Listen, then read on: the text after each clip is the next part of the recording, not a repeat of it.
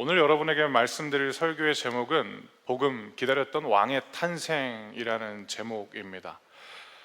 세상의 기원에 대해서 우리에게 가르쳐주는 창세기라는 성경은 인간이 어떤 존재인지에 대해서 우리에게 전해주고 있는데, 인간은 하나님이 하나님의 형상을 따라 창조한 매우 독특하고 특별한 존재다라는 것이 성경의 기록입니다. 그러면 하나님의 형상을 따라 창조되었다라는 것은 어떤 의미인가? 하나님의 성품을 본받는 존재로 하나님이 창조하셨다라는 것입니다.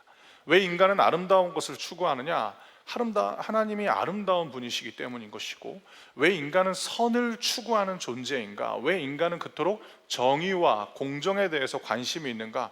하나님이 정의롭고 공의로운 분이시기 때문입니다. 이처럼 인간은 하나님의 성품을 닮은 존재, 즉 하나님의 형상을 따라 창조되었다라는 것이 성경이 우리에게 가르쳐주는 인간의 존재적인 기원이라고 할 수 있겠습니다. 그런데 이 창세기는 인간의 존재에 대해서만 가르치는 것이 아니라 인간이 처한 상황에 대해서도 말해 줍니다. 그러면 인간은 어떤 상황에 처해 있는가?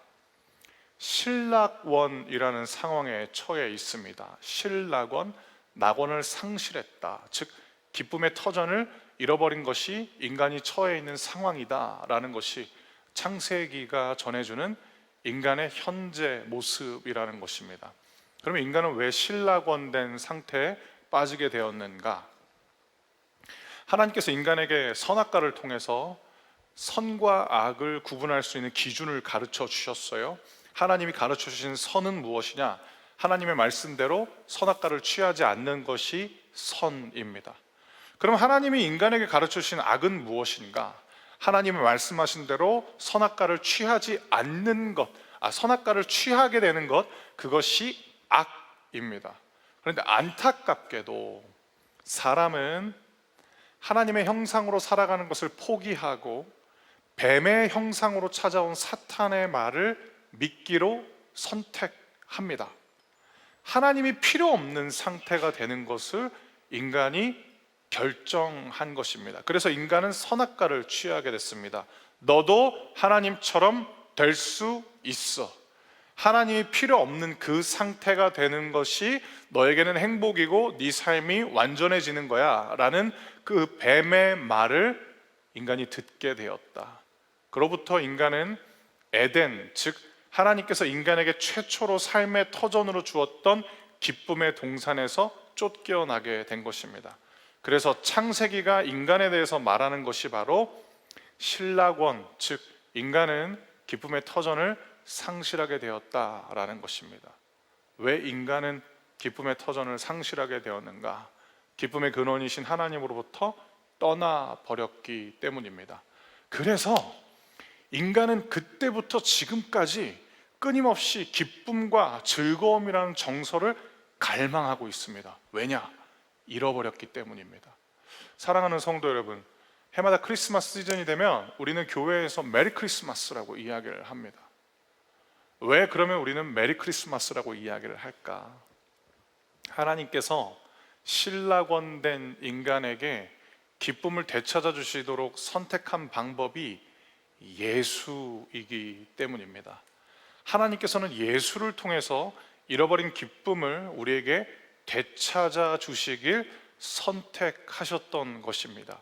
이것이 바로 복음이기도 한 것입니다.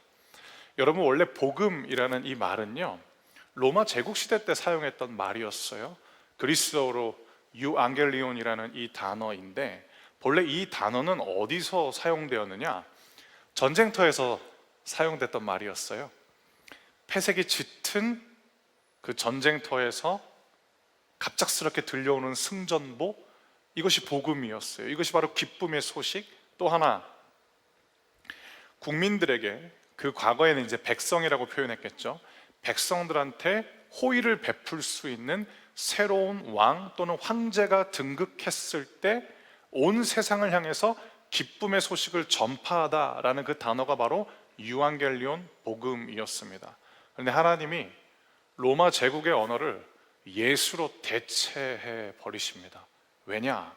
예수야말로 신락원이라는 기쁨을 상실한 패색이 짙은 전쟁 같은 삶을 살고 있는 우리에게 참된 승전보가 되는 것이고, 예수야말로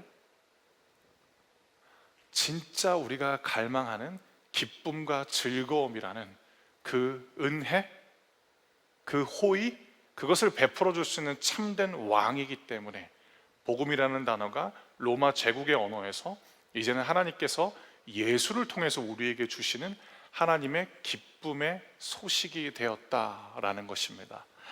여러분이랑 같이 한번 인사 나누고 싶어요. 메리 크리스마스. 여러분도 해주시겠어요? 저 크리스마스라고 이렇게 입었어요. 이미지 컨설팅 해주는 분이 저 얼굴에 홍조기 있다고 빨간 옷 입지 말라 그랬는데 크리스마스라서 이렇게 입어봤어요. 메리라는 말이 기쁨, 즐거움이라는 뜻이잖아요. 그 안에도 인간이 갈망하는 게 있는 거죠. 그리고 크리스마스, 크라이스트 마스, 그리스도를 예배하는 것, 그때 우리에게 즐거움이 찾아온다라는 인사말입니다. 오늘 여러분들이랑 같이 마태복음 2장을 살펴보려고 하는데, 마태복음 2장에는 우리에게 기쁨을 되찾아 주고자 하는 하나님의 마음이 담겨 있고, 그리고 마태복음 2장에는 예수를 가리키는 별을 따라 찾아갔고 마침내 예수 앞에 서게 된 동방박사들이 누리게 되는 기쁨의 이야기도 있어요. 그러나 마태복음 2장에는 예수가 어디 있는지도 알매도 불구하고 끝내 예수가 주는 기쁨을 누리지 못하는 종교 지도자들과 헤롯의 이야기들이 등장하는데, 저는 소망하기를 이 이야기를 통하여서 여러분들은 마태복음 2장에 등장하는 동방박사들처럼 예수로 인한 기쁨을 누리시길 바라고, 혹시 여러분들의 발걸음과 여러분들의 마음이 예수를 향하고 있지 않다면 지금 마태복음 2장에 기록되어 있는 예수로 인한 기쁨을 누리지 못하는 사람들의 이야기를 통해서 여러분들의 마음과 발걸음을 예수로 향하시길 바랍니다. 그래서 신락원된 우리에게 기쁨을 되찾아 오시는 하나님의 선물인 예수를 누리시고 예수를 선물 받게 되시길 주님의 이름으로 축복합니다. 먼저 마태복음 2장 1절부터 2절 말씀을 통하여서 아기 예수가 어떤 시기에 그리고 어떤 장소에 태어나게 되었는지 우리에게 전해주는데, 마태복음 2장 1절부터 2절 말씀을 저 어리 성도님들이 한 목소리로 읽도록 하겠습니다. 시작. 예수님께서는 헤롯이 왕으로 있던 시대에 유대의 베들레헴이라는 마을에서 태어나셨습니다. 그때 동쪽 나라에서 몇 명의 박사들이 예루살렘으로 왔습니다. 그들은 이렇게 물었습니다. 유대인의 왕으로 태어나신 아기가 어디 계십니까? 우리는 동쪽에서 그 아기의 별을 보고 아기에게 경배하러 왔습니다. 아멘. 먼저 마태는 예수님이 헤롯이라는 로마 제국이 세워놓은 유대 지역을 통치하는 통치자가 다스리던 때에 예수가 태어났다라고 우리에게 전해주고 있는 것이고, 그리고 마태는 예수가 태어난 장소에 대해서도 아주 구체적으로 기술하고 있습니다. 유대 지역의 한 작은 마을인 베들레헴, 예루살렘이라는 이스라엘의 수도에서 약 8km 떨어진 그곳에서 아기 예수가 태어났다라고 마태가 우리에게 이렇게 상세하게 기술합니다. 이유는 간단합니다. 예수의 나심이 역사 속에서 발생한 실제 사건이기 때문입니다. 역사 속에서 발생한 예수의 나심이 실제이기에 예수를 통해서 신락원된 우리에게 하나님이 주시는 기쁨도 실제이다라고 마태는 우리에게 전하고 있는 것입니다. 그런데 마태복음 2장 2절을 보면 예상하기 힘든 인물이 등장하는데, 동쪽에서부터 별을 따라서 오게 된 박사들 이야기가 등장합니다. 성경 어디에도 동방박사가 세 사람이라고 말하지 않아요. 동방박사는 몇 명인지 하나님만 아세요. 성경에는 몇 명이라고 나오진 않아요. 다만 왜 동방박사가 세 사람이라고 이야기를 하느냐, 그들이 가지고 온 선물의 종류가 세 가지였기 때문에 기독교 전승 중에 박사가 3명이었을 것이다 라고 이야기를 하거든요. 그런데 여러분 한번 상상해 보시겠어요? 동쪽에서 박사들이 왔는데 딱 3명밖에 없었다면 그들이 과연 헤롯 왕 앞에까지 갈 수 있었을까요? 꽤나 거대 규모였을 가능성도 높은 거예요. 그리고 그들은 동쪽에서부터 별을 바라보면서 유대인의 왕으로 나실 아기가 태어났다라는 것을 알았던 인물이었어요. 여기서는 박사라고 나와 있는데 그리스어로는 마노이라고 표현을 해요. 그 마노이라는 사람들은 어떤 사람이었느냐? 바벨론 땅에서 별을 바라보면서 인간의 운명을 점치던 점성술사를 이야기를 합니다. 그래서 어떤 성경학자들은 이 동쪽이, 즉 예루살렘을 기준으로 동쪽에서 온 사람들은 바벨론의 점성술사가 아닌가라고 해석하기도 하고, 또 어떤 사람들은 그들이 가지고 왔었던 금, 유향, 모략이라는 것이 아라비아의 특산품이었거든요. 그래서 아라비아에서 온 것이 아닌가라고 보기도 합니다. 근데 중요한 것은 그들이 어디에서 왔느냐가 중요한 것이 아니라 그들은 이방인이었다라는 것, 그리고 그들은 성경에 대해서 알지 못했다라는 것. 다만 그들을 하나님께서 기쁨의 근원이신 아기 예수께 인도하기 위해서 그들에게 별을 보여주시면서 하나님께서 성경도 알지 못하고 그리고 유대인도 아닌 사람들을 아기 예수 앞으로 데려오셨다라는 것을 우리가 알 수 있다라는 것입니다. 하나님이 주시는 은혜는 언제나 풍성합니다. 하나님의 마음은 늘 모든 사람을 향해 열려 있다라는 것을 알 수 있습니다. 그런데 여기서 한 명이 즐거울 수가 없어요. 누구냐? 헤롯입니다. 왜냐? 내가 유대인의 왕인데, 어서 박사들이 왔는데 여기 유대인의 왕이 태어났다고 하면 헤롯은 굉장히 불쾌해지잖아요. 그런데 헤롯이 노련해요. 교묘해요. 감정을 드러내지 않아요. 그리고 동쪽에서부터 온 박사들한테 질문을 하고 대화를 이어나가기 시작하는데, 이번에는 마태복음 2장 3절부터 6절 말씀 한 절씩 읽도록 하겠습니다. 제가 먼저 3절을 읽고 그 다음은 여러분들이 3절부터 6절 말씀을 읽어볼게요. 헤롯 왕은 이 소리를 듣고 깜짝 놀랐습니다. 예루살렘 사람들도 모두 놀랐습니다. 헤롯은 모든 대제사장들과 율법학자들을 불러 모으고 그리스도가 어디에서 태어나실 것인지 물었습니다. 그들은 대답하였습니다. 유대의 베들레헴이란 마을입니다. 예언자들이 이렇게 기록해 놓았습니다. 그러나 유대 지방에 있는 너 베들레헴아, 너는 유대의 통치자들 가운데서 결코 작지 않다. 내게서 한 통치자가 나올 것이다. 그가 나의 백성 이스라엘을 돌볼 것이다. 아멘. 헤롯으로부터 어떤 이야기를 듣냐? 일단은 이 동방 박사들이 예루살렘에 왔는데 별이 없어졌던 것으로 보여요. 그러니까 따라왔는데 별이 안 보이니까 헤롯에게까지 질문을 했던 거죠. 근데 헤롯이 누구를 불렀느냐? 종교 지도자들을 불렀어요. 대제사장들, 그리고 율법 학자들. 근데 그들이 흥미로운 거는 예수가 어디 있는지 알고 있었다라는 거. 왜냐?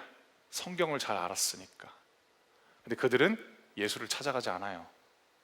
그래서 그들은 동방 박사들처럼 기쁨을 누리지 못합니다. 이들을 통해서 우리가 뭘 알 수 있냐면, 예수를 찾지 않은 성경 지식은 우리에게 참된 믿음의 기쁨을 허락하지 못한다라는 것을 볼 수 있습니다. 그러니까 허울뿐인 다짐은 너무 허무하잖아요. 허울뿐인 다짐이 연속되면 자기 기만이 계속되는 거잖아요. 그러면 제일 슬픈 게 뭔 줄 아냐? 나도 나를 못 믿는 거죠. 다른 사람도 나를 안 믿어주는 게 아니라 나는 늘 다짐만 하게 되면은 나를 못 믿는 거잖아요. 마찬가지. 예수가 어디 있는지 알아요. 어딜 가면 예수를 만날 수 있는지도 알아요. 그런데 발걸음이 거기로 향하지 않으면 예수가 주는 기쁨을 누리지 못한다라는 것입니다. 여러분에게 한 가지 질문 드릴게요. 어디 가면 예수님 만날 수 있나요? 어딜 가면 예수님 만날 수 있나요? 예배 드리는 자리 가야지 예수님 만나는 거죠. 머리로는 안다는 거죠.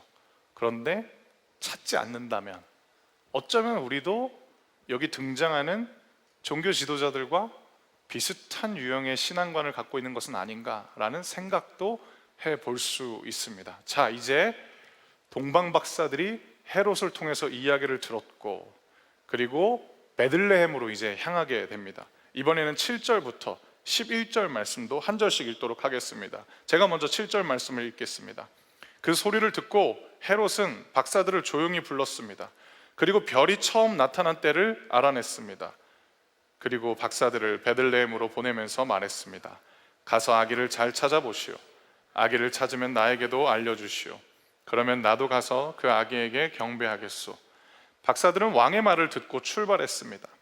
그러자 동쪽 나라에서 보았던 바로 그 별이 박사들 앞에 나타나 그들을 안내해 주었습니다. 어쩌면 이렇게도 해석할 수 있겠죠? 잠깐 그 별이 사라졌던 거예요. 그래서 예루살렘으로 갔어요.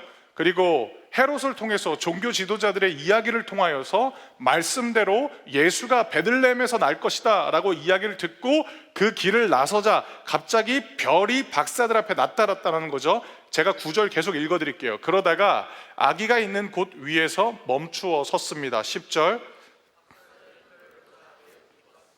그들은 아기가 있는 집에 들어가서 어머니 마리아와 함께 있는 아기를 보았습니다.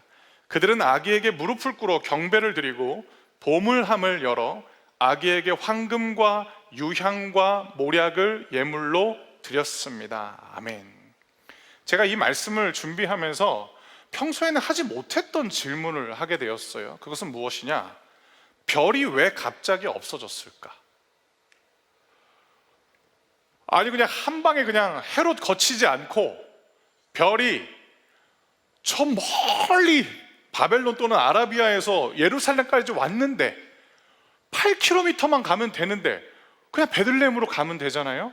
그런데 왜 별은 잠깐 멈췄고 헤롯과 종교 지도자들의 이야기를 듣고 동방 박사들이 움직이니까 왜 별이 갑자기 다시 나타났을까? 저는 이렇게 해석합니다. 하나님의 말씀을 들어야 했기 때문인 것이죠. 구약 성경에 기록되어 있는, 구체적으로 미가서 5장 2절에 기록되어 있는 메시아, 즉 하나님께서 기름 부으셔서 실낙원된 인간에게 기쁨을 주기 위해 하나님이 새롭게 세우신 왕의 탄생이 베들레헴이라는 작은 마을에서 이루어질 것이다 라는 그 성경을 들어야 했기 때문에 별은 잠깐 빛을 감추고 진짜 우리를 예수 앞으로 인도하는 궁극적인 빛이신 하나님의 말씀을 듣게 한 다음에 그 말씀을 듣고 다시 베들레헴으로 나아가자 그 별은 또다시 구체적으로 안내해 줬다라는 해석을 하게 되었거든요. 여러분, 예수님을 만나고 싶으세요? 예수님을 알고 싶으세요? 다른 길은 없어요. 결국은 성경이에요. 왜냐하면 하나님이 그것을 원하시기 때문인 거죠. 예수가 누구인가? 요한복음이라는 복음서 1장을 보면 예수가 하나님의 말씀이 사람의 몸을 입고 이 땅에 오셨다라고 말씀하고 있고, 또 예수는 어떻게 우리와 관계를 형성하고 예수는 어떻게 우리와 사귐을 깊고 친밀하게 이루어가는가를 알 수 있는 것은 요한복음 10장을 보면 예수님께서 우리에게 이렇게 말씀하시죠. 내 양은 내 목소리를 듣는다. 내 양은 나의 음성에 귀 기울인다. 여러분들이 예수님을 알고 싶다면 예수의 말씀, 하나님의 말씀을 펴셔야 된다라는 것, 그 말씀을 통해서 진짜 기쁨에 도달할 수 있는 거예요. 자, 이제 동방 박사들이 아기 예수의 집 앞에 있어요. 우리는 베들레헴에서 예수가 어떤 환경에서 태어나는지 우리는 알 수 있거든요. 그냥 세상의 눈으로 봤을 땐 아주 초라하고 보잘것없는 환경에서 예수가 태어나셨어요. 그런데 동방에서부터 온 이 박사들은 그게 중요하지 않아요. 그들의 눈에는 예수가 보이는 거예요. 그래서 금, 유향, 모략을 예수께 기꺼이 바치고 예수께 예배를 드립니다. 금이랑 유향이랑 모략에 대해서 어떤 의미가 있는지에 대해서 해석은 다양해요. 근데 그거 다 모르셔도 돼요. 이거 하나만 기억하시면 돼요. 값비싼 거예요. 소중한 거예요. 받았을 때 사람들이 좋아하는 것들이에요. 향기로운 거예요. 값진 거예요. 소중한 것의 가치를 결정하는 것 중에 하나가 금이었고, 사람들이 아름답게 향을 맡을 수 있는 것이 유향과 모략이었거든요. 그것을 예수께 바쳐요. 그것은 어떤 의미인가? 내게 예수가 이제 가장 소중한 존재가 되었어요. 그래서 세상 사람들이 소중하다고 말하는 거 기꺼이 예수 앞에 놓게 되는 거죠. 여러분, 예배는 무엇일까요? 여러분들의 마음을 예수 앞에 드리는 거예요. 여러분의 마음이 여러분에게 가장 소중한 거잖아요. 또 예배는 무엇일까요? 여러분들의 시간을 예수 앞에 드리는 거예요. 왜일까? 그분이 이제 나에게 가장 소중한 분이 되었으니까. 이것이 예배인 거예요. 예배는 형식이 결정하는 것이 아니에요. 예수가 보이는 것이고, 예수가 나에게 가장 소중한 분이 되는 것, 이것이 예배인 것입니다. 예수를 가리키는 별을 따라 예수 앞에 온 이 동방박사들, 그리고 예수를 예배하자, 그들은 기쁨을 누리게 되었다라는 것입니다. 사랑하는 성도 여러분, 하나님은 지금도 여전히 세상 사람들을 향하여서 별을 띄워놓고 계세요. 해마다 크리스마스 시즌이 되면 하나님은 더더욱 별을 띄우길 원하세요. 하나님이 띄우시는 별이 누구인가? 교회가 될 수도 있겠고요, 저와 여러분들처럼 예수님을 믿는 크리스찬이 될 수도 있겠죠. 그런데 여러 해 전부터 특정 정치적인 이념 또는 인본주의 세계관으로 인하여서 우리는 예수에 대해서 말하면 배려심이 없는 사람이라는 공격을 받게 되었어요. 메리 크리스마스라는 말을 쓰면 우리와 신앙이 다른 사람들을 배려하지 못하는 편협한 사람이라는 평가를 세상으로부터 받게 된 거예요. 그런데 너무 안타까운 건 뭐냐면, 크리스마스의 시작인 분이신데, 크리스마스를 존재하게 하신 분이 예수님인데, 메리 크리스마스라는 말을 쓰지 못하게 한다는 것이 너무 안타까워요. 그래서 세상은 메리 크리스마스 대신 해피 할로데이라는 말을 쓰기도 하고, 아니면 또 어떤 곳은 이런 표현을 쓰더라고요. Merrier together. 우리가 함께 있으면 메리 크리스마스보다 훨씬 더 즐겁다라는 슬로건을 내세우는 곳도 있어요. 그리고 어떤 곳은 이런 얘기를 하더라고요. 딱 봐도 크리스마스를 연상케 하는 디자인을 쓰고 있어요. 근데 메리 크리스마스는 쓰지 않아요. Winter is back. 그냥 그렇게만 쓰는 거예요. 너무 안타깝죠. 그게 실낙원하고 있는 인간의 실상이기도 한 것이죠. 사랑하는 사람들과 선물을 주고받는 날, 또는 내가 만나고 싶었던 사람들, 서로가 바쁘기 때문에 시간을 내서 함께 파티를 하는 날, 근데 거기에 예수가 빠지면 거기 기쁨은 없는 거예요. 올해 저는 여러분들이랑 같이 좀 더 특별한 크리스마스를 준비하고 있어요. 그게 무엇이냐? 우리가 예수를 가리키는 별이 되는 파티를 준비하고 있거든요.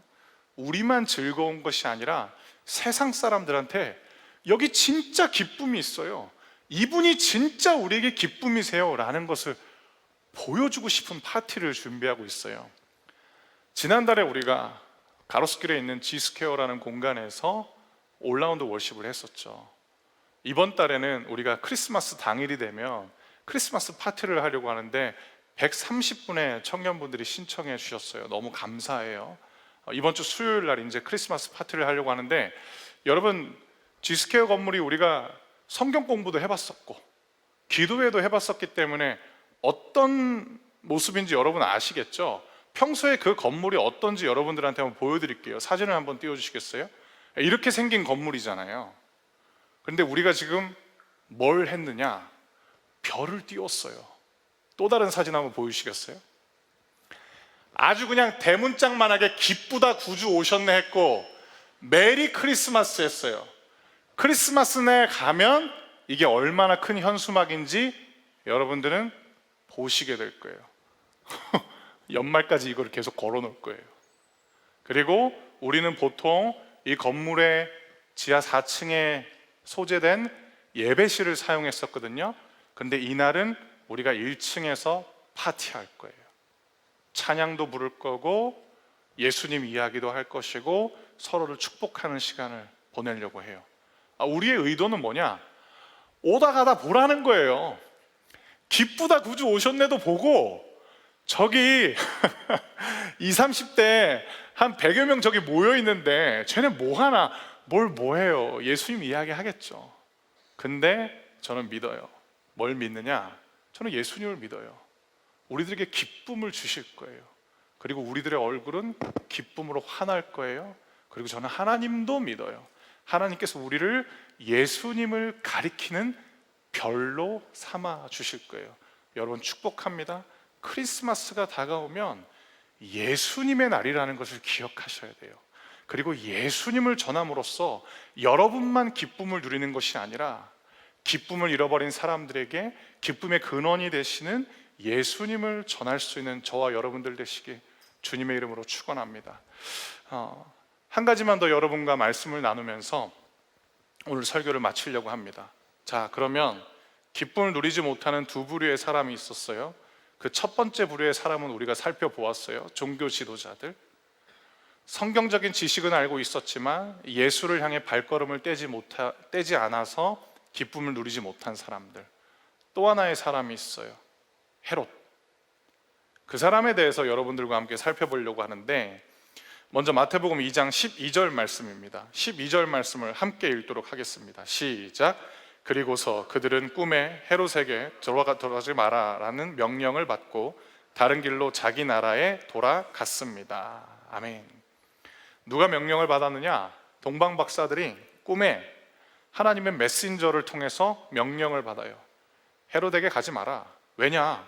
이들은 헤롯에게 갈라 그랬어요. 헤롯이 부탁했잖아요. 아기 예수가 어디 있는지 나한테 알려줘라. 내가 가서 경배하겠다. 그런데 헤롯은 악한 생각을 갖고 있었어요.